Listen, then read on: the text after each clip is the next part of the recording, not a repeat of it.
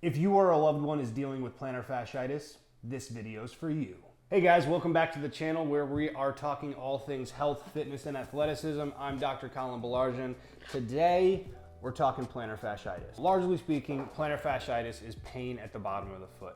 And if I'm trying to figure out why we might be experiencing pain at our foot, the first place I'm gonna look is at the bones of the foot, because those are gonna have a really big impact on how the muscles of the foot are moving and functioning. Plantar fasciitis can be a whole lower extremity or maybe even a pelvis issue, but in this video, we're gonna pay attention to what the foot specifically is doing. I'm gonna give you 4 exercises that are gonna try to help that flatter foot that's experiencing plantar fasciitis. The first thing we're gonna do is we're gonna take gravity out of the situation, put you on your back, and see how we can pressurize this forefoot while we're putting a whole bunch of tension through the hamstrings. The next exercise is we're gonna take that heel off the ground and we're gonna be shifting our center of mass from one foot to the other while paying attention to how much pressure I'm putting through toes 1, 2, and 3, and maybe even the end of that first toe, because that's gonna give us a lot of control over that rear foot. The third exercise we're gonna work on is gonna be a low heel pulse and a high heel pulse. So I like putting the foot and ankle in 2 different shapes and moving very small ranges of motion in those shapes, because that's gonna get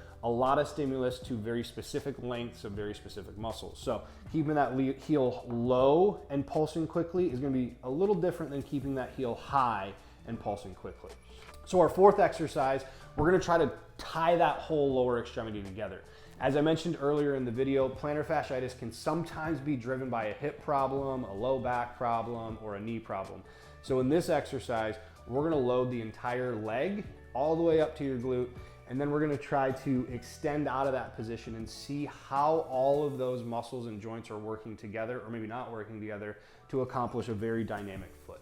If I'm trying to build strength in a flatter foot, I'm gonna start with a heel elevated glute bridge, and this is what that looks like. So we're gonna get on our back on the floor. Watch out, Frankie. Got a bone here. And I'm gonna try to relax my hips and back into the floor as much as possible, okay? From here, I'm gonna take a yoga block or a folded up towel, and I'm gonna put that in between my knees, okay?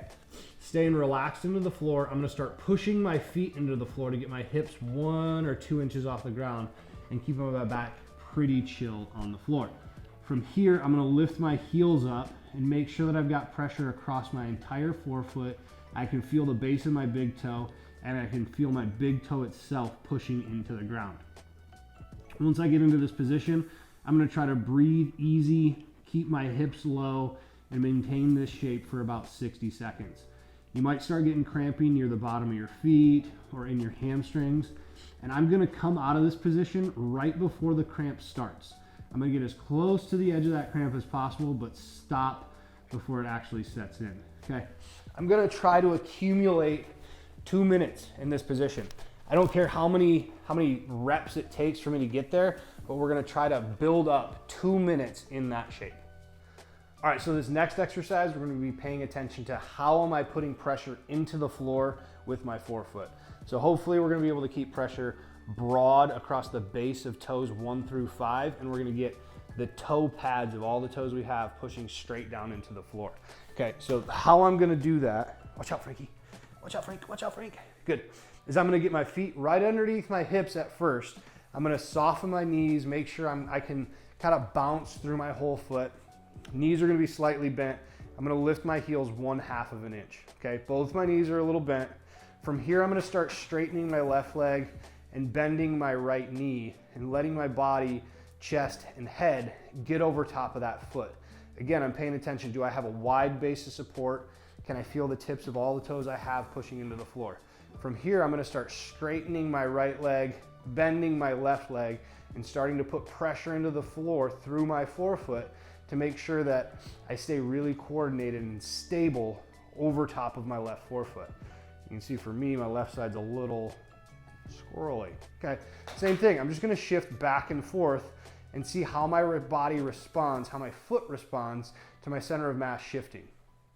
Once I do that, I'm gonna widen my base of support to wider than my shoulders, get into the same position, soft knees, pick those heels up a little bit. Now the shift is gonna be bigger, so it might be harder to control yourself as you get over top of that foot.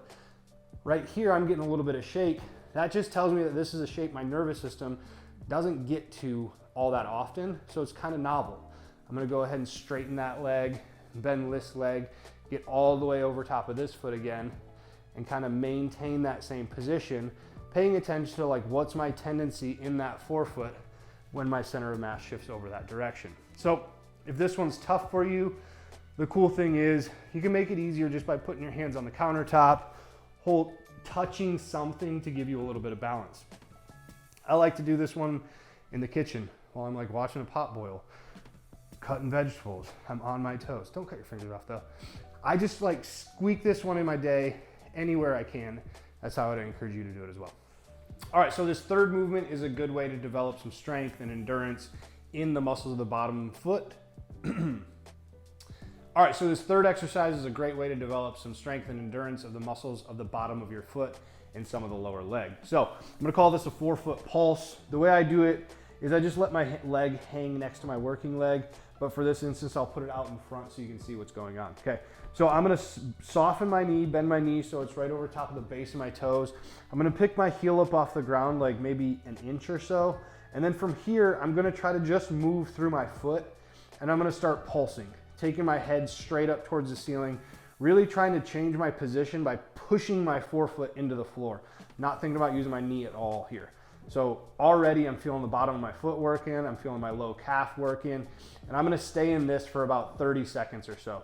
I might feel my heel just tap the ground, but I don't want you to unload your foot at all during that entire 30 seconds, okay? After I do that in the low position, I'm gonna set a plate down or anything that's gonna give you like another target. So set up the same exact way, but now my heel is gonna have to be a bit higher to not touch the plate. So now I'm just doing that same motion, but in a higher range of motion where I'm gonna get different parts of the tissue. So again, I'm gonna try to just let my heel barely tap that plate, feel my head move up and down towards the ceiling, and all of that is happening because I'm pushing my forefoot into the ground. I don't really wanna see that knee angle change at all, because that's gonna tell us you're using your quad a little bit to make that happen. Okay, for this one, 2 or 3 sets of about 30 to 40 seconds in both of those positions is gonna be sufficient. All right, so this last exercise, we're gonna try to tie my entire leg into my foot. I usually do this one up against the wall. It's gonna be hard to do that in this gym. So I'm gonna use this bench as my wall. Just know that you're gonna be putting a hand on the wall instead of a bench. Okay, so for this one, hands on the wall, probably like an arm length away from the wall. I'm gonna start with my heel off the ground and a little bend in my knee. From here, I'm gonna reach my floating leg and my same opposite hand. I'm gonna reach those to the wall behind me, trying to stretch that leg back, stretch that hand back, and keep my heel nice and low. If we look at that from the back, you should see that my standing leg hip is higher than my hip that's off of the ground, okay?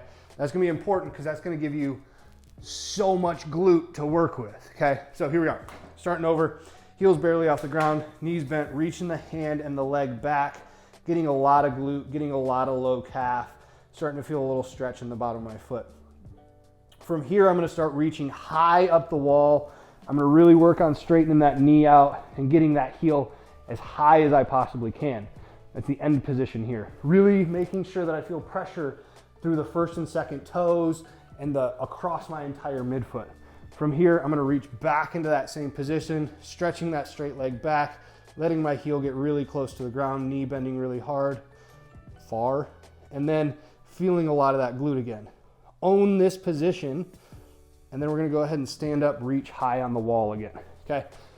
This one, it's gonna get pretty spicy because we're taking your foot through a lot of shapes and we're taking your whole leg through a lot of shapes. So I usually start with like 2 sets of 8 or 10 here, moving really slow, owning both the bottom position and the top position. Probably hit this one every other day because it can get spicy. There we go, guys. Those are the 4 exercises that I'm gonna give most of my flat foot people that are dealing with plantar fasciitis. So if that's you, give them a shot. Maybe not every day, probably every other day. Manage the volume. Sometimes these exercises can poke the bear a little bit and create a little irritation. That doesn't mean they're bad. It just means you might have done too much or it might not be the right time for those specific exercises. If you happen to be somebody that's dealing with plantar fasciitis and have that higher arched foot, check out my last YouTube video because that'll give you some ideas on how you can take care of that. As always, thanks for watching today's video, and keep an eye out for the next one where I'm going to be talking about different ways to develop and maintain your health, fitness, and athleticism.